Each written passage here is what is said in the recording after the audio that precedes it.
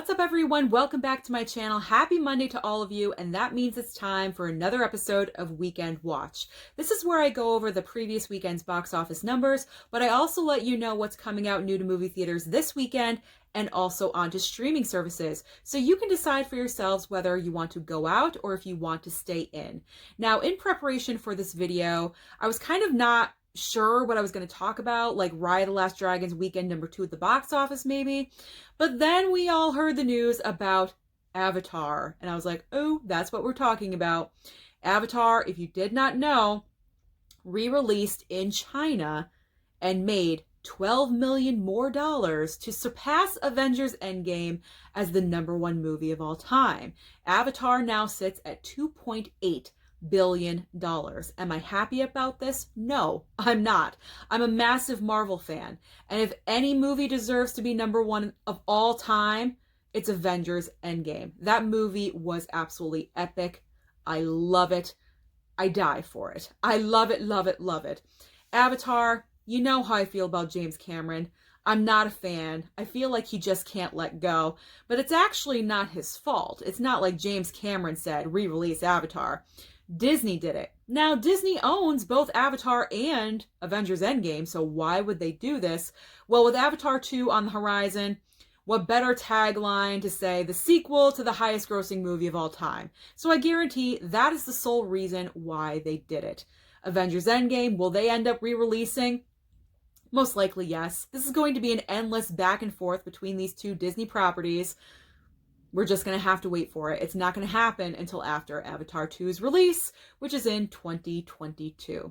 So now let's go over what was #1 at this past weekend's box office. Well, it was Raya and the Last Dragon with 5.5 million. Not good. Previous week, it was 8 million. It dropped to 5.5. Now, I still don't know how it's doing on Disney Plus with the Premier Access. We don't get those numbers for some reason. I'm not really sure why. So I'm not sure how it's doing over there. But box office wise, it's not doing well. People just are not coming out to the theater right now. I'm crossing my fingers, hoping and praying that when Black Widow swoops in on May 7th, because they have not moved that date and they're not putting it on Disney Plus right now, I'm praying that things go better. Now, Tom and Jerry, in its third weekend, made 4 million. In these Corona times, that's actually not that bad. It debuted with 12, went down, and now it's at 4. So grand total of 3 weekends is $28 million. These numbers are absolutely abysmal and embarrassing. I am happy to say, though, that cracking into the top 10 at number 10 was The Father. Now, The Father, I really wanted to see this film getting some recognition and people going out to see it because it is a smaller film. I just saw it this past weekend. I gotta say, it moved me. I cried at the end. I want to see smaller films breaking into the box office because they deserve to be seen. Not every movie has to be action-packed and full of adventure. Sometimes the best movies are very subtle, and The Father is that, but it makes a big impact on you and what you're watching. So I was very happy to see The Father cracking into the top 10. Not with very much, but it got in there. So what is coming this weekend? Well, into movie theaters, no competition for Raya. So we have one more week for Raya before Nobody and Godzilla vs. Kong decides to show up at the end of March. Now, what's going on in streaming services? We know the biggest movie we've been waiting for is coming on Thursday. Deadly Illusions on Netflix is popping up. I'm only kidding. That is not the movie. However, if you guys are into a Lifetime soapy kind of film, Deadly Illusions with, Kristen Davis from Sex and the City, if that's your cup of tea, head on over to Netflix.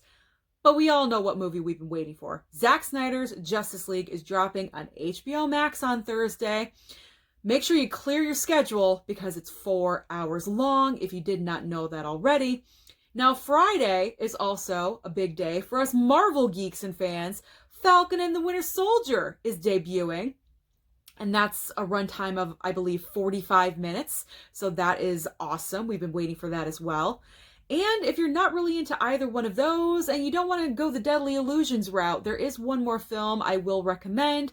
I saw that it was available on Amazon Prime, so it's not new this weekend. It has been out, but I'll just let you know about it. Honest Thief with Liam Neeson. It came out on Blu-ray, I'd say about a month and a half ago, and it's on Amazon Prime. So if you're looking for something non-superhero comic booky and you like Liam Neeson, you might want to watch Honest Thief. So there you go. There is the weekend watch for you guys. I hope that helps you decide what you want to do with your weekend plans. Don't forget to like and subscribe down below, and I'll see you next time.